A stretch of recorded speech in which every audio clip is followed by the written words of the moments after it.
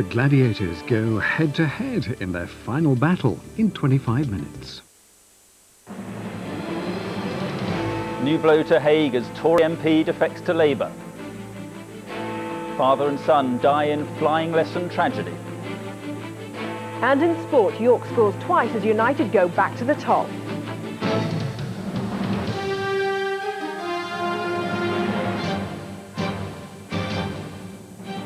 From ITN, the ITV Weekend News and Sport with Mark Austin and Gabby Yorath. Good evening. The Conservative Party suffered another major blow today when the former frontbencher Shaun Woodward defected to Labour. In a letter to William Hague, Mr Woodward said he was quitting the party because he could no longer support what he called its increasingly right-wing policies. The details from John Draper. Shaun Woodward, here with his wife Camilla today, has dealt the Tory party he once served so loyally a body blow. The former Conservative whiz kid said he was joining Labour because the Tories were now too right-wing. He'd had secret meetings with Tony Blair, arranged by Labour's Anne Keane, who greeted him warmly today. Sadly, I feel the Conservative Party that I believed in has left me. My principles and values are where they were, and I want to use what talents I've got to work for this country, and I believe those values are best embodied in New Labour. Shaun Woodward had been one of the brightest Conservative backroom boys, helping them win the '92 election before becoming an MP. Recently, he challenged policy of homosexuals and was sacked from the front bench. The Tories say he should now fight a by-election. And only last week he said that he supported William Hague and the Conservative Party. So I think this is yet another excuse for him leaving. I must say that someone with as cynical a disregard for the truth as this will find themselves very comfortable in the New Labour Party.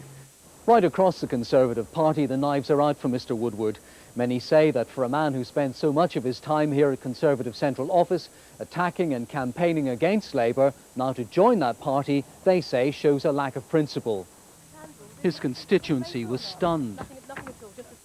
The constituents of West Oxfordshire, who voted for a Conservative MP in 1997, may well feel badly let down. He has not left the Conservative Party, but the Conservative Party has left him as it's moved more and more to the extreme right.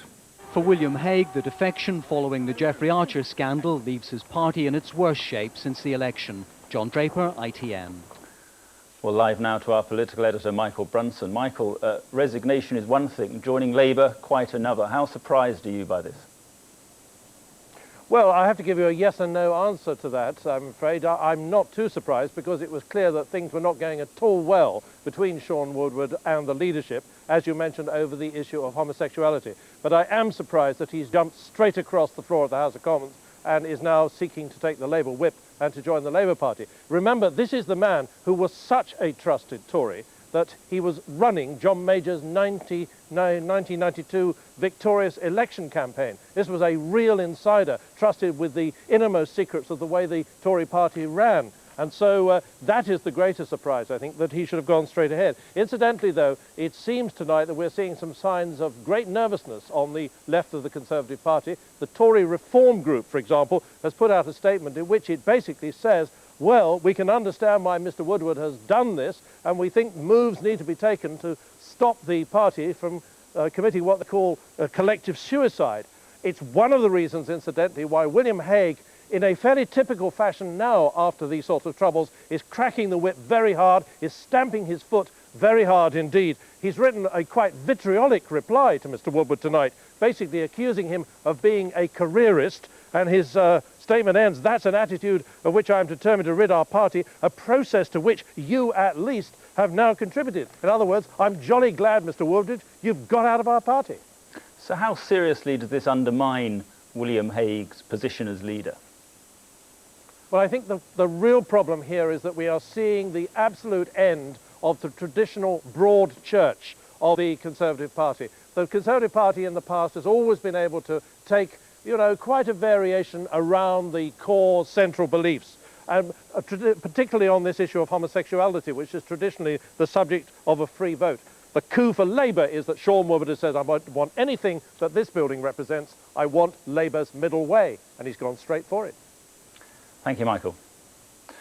A father and son died today when a flying lesson they'd been given as a present from another member of their family ended in disaster. Their Cherokee plane stalled and plunged to the ground at Bournemouth Airport in Dorset. The pilot also died. Here's Kim Barnes. The father and son and the plane's pilot were all killed instantly when the Piper Cherokee crashed. The pair from East Dorset, who haven't yet been named, had been given the training flight as a gift by a family member. Shortly after takeoff, the aircraft crashed approximately 400 metres south of the main runway. Airport emergency vehicles were on the scene immediately. All 3 persons on board died at the scene. The pilot, who was from Kent, had been working for the Airborne School of Flying for just 3 weeks, but was said to be experienced. Well, I was shocked as everybody is. I mean, I've been doing this for almost 3 decades and I've never known anybody hurt in an accident before, so I'm as shocked as everybody.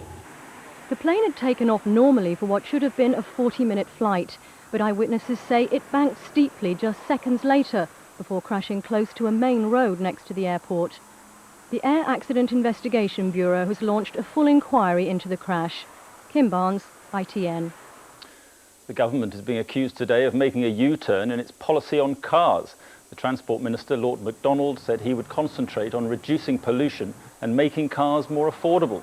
It marks a shift away from the previous policy to try to cut the number of vehicles on the roads. French police are carrying out a nationwide manhunt for the suspected serial killer wanted over the murder of British student Isabel Peake. Saeed Ahmed Razala is now being linked to the deaths of 3 women after the body of a 20-year-old was found at his flat. Here's Helen Wright. The young woman's body was found in the coal cellar of this house in Amiens last night. It was rented by Saeed Ahmed Razala, already the prime suspect in the murder of Isabel Peake and a young Frenchwoman. The latest victim is his former girlfriend. The discovery has prompted new accusations of incompetence against French detectives investigating the murder of the British student. They arrived at Razala's family home on Wednesday to find they'd missed him by hours. It's reported Razala fled when journalists turned up at the house after a tip-off he was a suspect. Isabel Peake was found dead by the side of a railway line in October. It's believed she was pushed from a train. The 20-year-old student had earlier been seen talking to a man matching Razala's description. He was also seen on another train where a young Frenchwoman was found stabbed. This photo fit of the suspect has now been widely circulated. Police are watching French railway stations and a nationwide manhunt is underway. Detectives say they're confident Razala can be found. Helen Wright, ITN. The former MI5 agent, David Shayler, has revealed he's prepared to return to Britain next year to face charges of revealing intelligence secrets. Shayler spoke via the internet from France today as his brothers launched a campaign for his return. He said he'd come back if he wasn't put on remand. Russia said today it's close to capturing part of the Chechen capital Grozny. It follows another day of heavy bombardment by its forces. Fighting is raging on several fronts around the city. From Chechnya, Mark Webster has the latest. The thunder of bombs rolled out from Grozny as Russian forces prepared to take the city area by area, reducing it to rubble as it goes. Walking to the edge of the capital with Russian soldiers, we were warned Chechen fighters were still in the area. Spotting some in the distance, there was a brief exchange of fire before the Russians withdrew. I'm now standing on the Russian front line. Zhakar is the name that the Chechens gave to Grozny, a city they still hold in large number. And despite the constant bombing and shelling we can hear around here, it'll still be an extremely hard job and very costly in terms of lives to drive them out. The ruins of this Grozny suburb show how they plan to do it. In the words of the Russian military, it's been cleansed of Chechen fighters in the past few days. Now, among the wrecked buildings, a dead horse lies in a courtyard. Yet, amazingly, people have survived here throughout the bombing. The Zaras looked on in bewilderment at the wreckage of their home. There's nothing left, Izmir Zara kept repeating. There's nothing left. Nearby, an awesome array of military equipment stands ready for the task of levelling the city. The 20,000 civilians left inside won't be allowed to stand in its way. Mark Webster, ITN, Grozny. The President of Sri Lanka, Chandrika Kumaratunga, was wounded in a bomb blast at an election rally in the capital Colombo today. Government officials say she's in hospital but out of danger. It's been reported that 5 other people were killed in the explosion. Iraq could be heading for further confrontation with the West after rejecting a UN resolution allowing weapons inspectors to return to the country. The UN Security Council agreed to consider suspending sanctions. Iraq's Deputy Prime Minister has reportedly said it's ready to face the consequences of its decision. And 7,000 people are now said to be missing in the mudslide and flooding in Venezuela. The death toll has risen to over 200 as rescuers struggle to reach victims trapped in their homes. Here's Neil Connery. Avalanches of mud and water continue on their march of destruction across much of northern Venezuela. Thousands of homes along rivers and shorelines have disappeared. The sea of mud and debris has already claimed more than 200 lives. 7,000 remain missing. In the most remote regions, those who have survived fight a desperate battle to board rescue helicopters. In the scramble for the few places there are, families are separated. The relief of rescue, tempered by being torn away from their loved ones. For those who remain, there is anger that the operation is not large enough to meet the scale of this disaster. Tens of thousands remain isolated. Their chances of clinging on to survival are falling fast. With every day that passes, the lack of aid and the threat of disease multiply their misery. But in the capital, Caracas, those fortunate enough to be rescued are brought for treatment after their ordeal.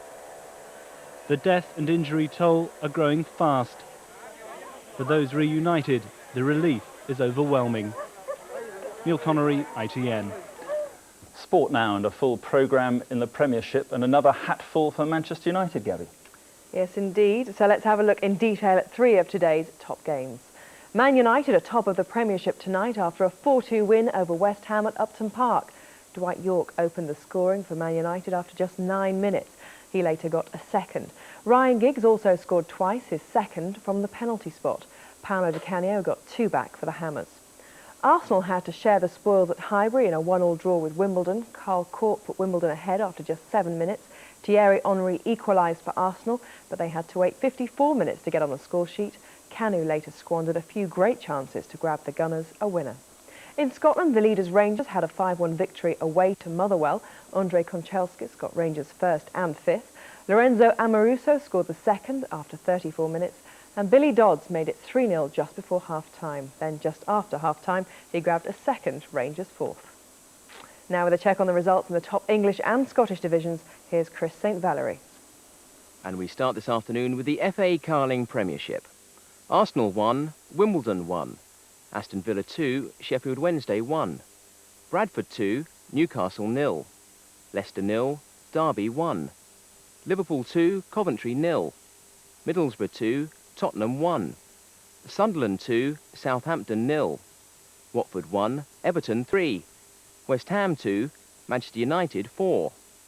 The Nationwide League Division 1, Barnsley 3, Warsaw 2. Bolton 0, Stockport 1. Crystal Palace 0, Fulham 0. Huddersfield 3, Grimsby 1. Ipswich 3, West Brom 1. Manchester City 3, Swindon 0.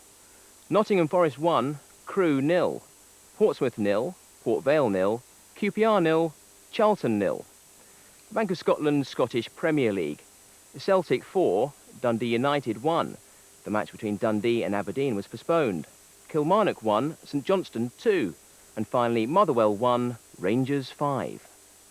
Let's take a closer look at some of those results. Aston Villa manager John Gregory will breathe a sigh of relief after their 2-1 victory over Sheffield Wednesday. But that defeat increases the pressure on Sheffield Wednesday manager Danny Wilson.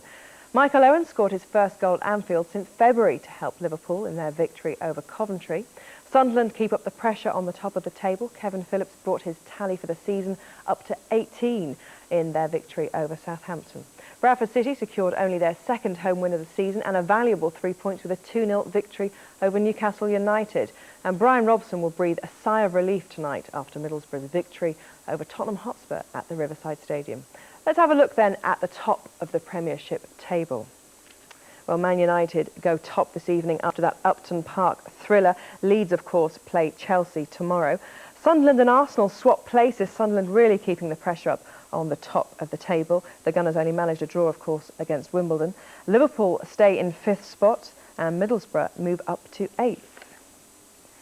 At the bottom of the Premiership table, Derby and Bradford took maximum points, pulling away from the bottom two, Watford and Sheffield Wednesday, but still maintaining those positions in 17th and 18th place respectively. Everton move up to 11th spot there, and Aston Villa's much-needed win moves them up to 12th position. And moving on to the Bank of Scotland Scottish Premier League, Rangers and Celtic keep their 1 and 2 spots with victories today, and Aberdeen are still propping up the table on just 9 points. On to the pools news now, and this is the way it's looking. 3 score draws, 1, 25 and 42. 5 no-score draws, 12, 17, 18, 29 and 47, with no results to come. Staying with football, West Ham should know next week if they're to be thrown out of the Worthington Cup for fielding an ineligible player. Manny Omiyimni came on as a late substitute during West Ham's quarter-final win over Aston Villa in midweek, but he shouldn't have taken part as he'd already played in the competition while on loan to Gillingham. Villa say they should be reinstated. Ulster, the holders of Rugby Union's European Cup, are out of this year's competition. They lost at Llanelli by 20 points to 3. Meanwhile, Leicester had an important win over Glasgow Caledonians. Peter Staunton reports. Leicester hadn't lost at home for 2 years, but their hopes of staying in this season's competition rested on winning this match against a Glasgow Caledonian side which beat them only last week. And from the start, the Scottish side looked the more adventurous of the two, scoring first through James Craig. But Leicester weren't about to lose their proud home record without a fight. It wasn't subtle, but it was mightily effective as Neil Back crashed over. Glasgow had one other sight of the try line in the first half, but this time Craig took the wrong option and the chance was wasted. After the break, Leicester turned on the power and ran away with the game. Austin Healy's long pass set up Dave Lockheed for the try which gave them the lead. And when Healy himself scored, it was all over, despite a late Glasgow consolation score. The result means that all 4 sides in the group are now level on 4 points each. Peter Staunton, ITN Sport. And England's cricketers have been struggling on the opening day of their tour match against a combined Eastern Province Border 11 at Buffalo Park. The home side won the toss and chose to bat, and at the close of play they'd reached 331 for 5. None of the English bowlers excelled. Alex Tudor was the most successful, finishing the day with 2 for 72. There was an exciting finish to the big race of the day, the Tote Silver Cup at Ascot. It took a photo to separate the 10-to-1 shot Tresor de Mai from the hotly fancied Splendid. Tresor de Mai just edging it by the narrowest of margins. Sounds Like Fun was third. So the full SP for you there. First, Tresor de Mai, 10-to-1. Second, Splendid, 2-to-1, the favourite. And third, Sounds Like Fun, 7-to-1. And that is the sport, Mark. And that's it for now. I'll be back with the main evening news at 9:15. Until then, from Gabby and from me, bye-bye.